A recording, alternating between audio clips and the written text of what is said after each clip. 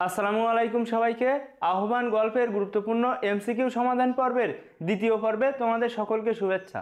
আমাদের এই পর্বের আলোচ্য বিষয় 51 থেকে 100 পর্যন্ত এমসিকিউ, যেগুলো বিগত বছর বোর্ড পরীক্ষা এবং অ্যাডমিশন পরীক্ষাগুলোতে এসেছিল। তাহলে চলো আমরা ক্লাসটি শুরু করি। আহ্বান গল্পে কোনটি চিত্রায়িত হয়েছে? দেখো, সঠিক উত্তরটা হবে সরল গ্রামীণ জীবনচিত্র। শ্রেণী বৈষম্য দূর করতে হলে প্রয়োজন কোনটি? দেখো, আন্তরিকতা ও মানবীয় দৃষ্টিভঙ্গি। আহ্বান গল্পে বুড়ির নাচ জামাই কেন গল্পকথকের সঙ্গে দেখা করতে আসে? কাফনের কাপড় কেনার জন্য টাকা নিতে। বুড়ির দু চোখ বেয়ে জল গড়িয়ে পড়ল কেন? কথককে কাছে পাওয়ায়। ওমা আজই তুমি এলে দিগম্বরী কিভাবে বলেছিল অবাক হয়ে। আহ্বান গল্পে বুড়ি কিসের ওপর শুয়েছিল? দেখো, মাদুরের ওপর। তোমায় যে বড্ড ভালোবাসতো বুড়ি উক্তিটি কার? শুকুরের। বুড়িকে দাফন করা হয়েছিল কোথায়? দেখো, তিথিরাজ গাছের তলায়। কলকাতায় বুড়িকে লেখকের একবারও মনে পড়েনি কেন? কর্মব্যস্ততার জন্য। আহ্বান গল্পটির কথকের দেশে নিচের কোনটি ছিল না? ঘরবাড়ি। আহ্বান গল্পকথকের পৈতৃক বাড়িতে কি গজিয়েছিল? জঙ্গল। আহ্বান গল্পের কথক কোন উপলক্ষে দেশে এসেছিল? ছুটি।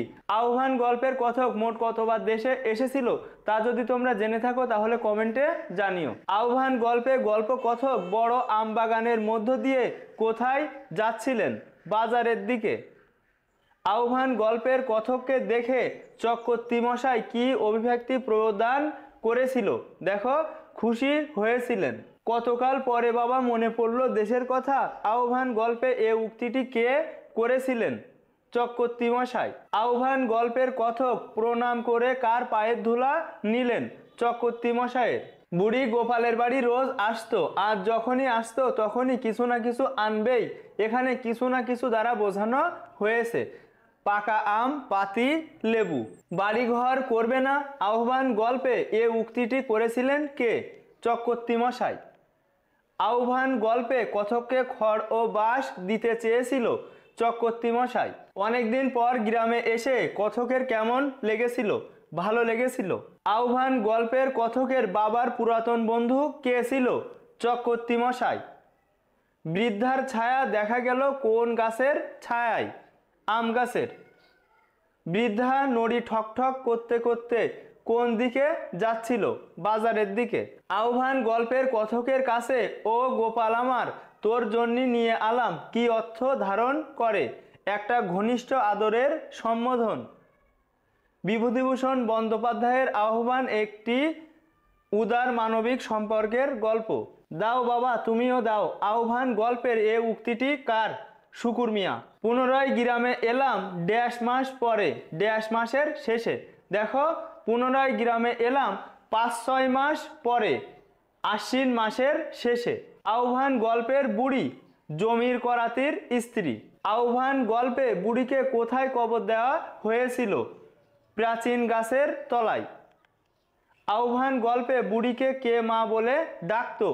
হাজরা বেটার বউ। আহ্বান গল্পে তিথিরাজ কি এক ধরনের গাছ? বিভূতিভূষণ বন্দ্যোপাধ্যায়ের গদ্যের ধরন কেমন? চিত্রাত্মক। আহ্বান গল্পের বুড়ি গল্পকথককে কি নামে ডাকতো? গোপাল। আহ্বান গল্পে বৃদ্ধার মৃত্যু হয় কোন ঋতুতে? শরৎ। আহ্বান গল্পের স্নেহময়ী বৃদ্ধার স্বামীর নাম কি? জমির করাতি। পরদিন কলকাতা চলে গেলাম বাক্যটিতে কার সম্পর্কে বলা হয়েছে? গল্পকথক। আমার তো তেনার নাম করতে নেই বাবা, এটা নেওয়া হয়েছে আহ্বান গল্প থেকে। নিচের কোনটি বিভূতিভূষণ বন্দ্যোপাধ্যায়ের রচনা? ইসামতি। আহ্বান গল্পে বৃদ্ধা পরদিন কথকের বাড়িতে হাজির হয়েছিল কেন? স্নেহ বশত।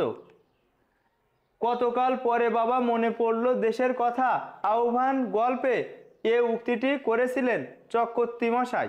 আহ্বান গল্পে কোন বিষয়টি নেই? উঁচু নিচুর বৈষম্য। বিভূতিভূষণ বন্দ্যোপাধ্যায়ের সাহিত্য ভাষার বৈশিষ্ট্য কোন প্রকৃতির?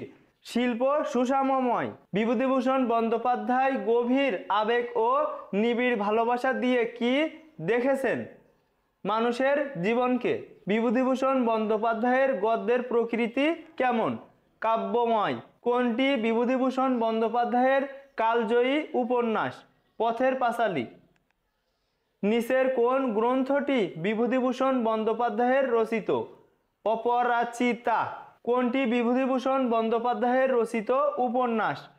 দৃষ্টি প্রদীপ। আরণ্যক উপন্যাসটি নিচের কোন লেখকের? বিভূতিভূষণ বন্দ্যোপাধ্যায়ের। নিচের কোন গ্রন্থটি বিভূতিভূষণ বন্দ্যোপাধ্যায়ের? দেবযান। আহ্বান গল্পে গল্পকথক বুড়ির কাছ থেকে পেত। তোমরা অপশানগুলো ভালোভাবে পড়বে এবং কমেন্টে এর সঠিক উত্তরটা জানাবে।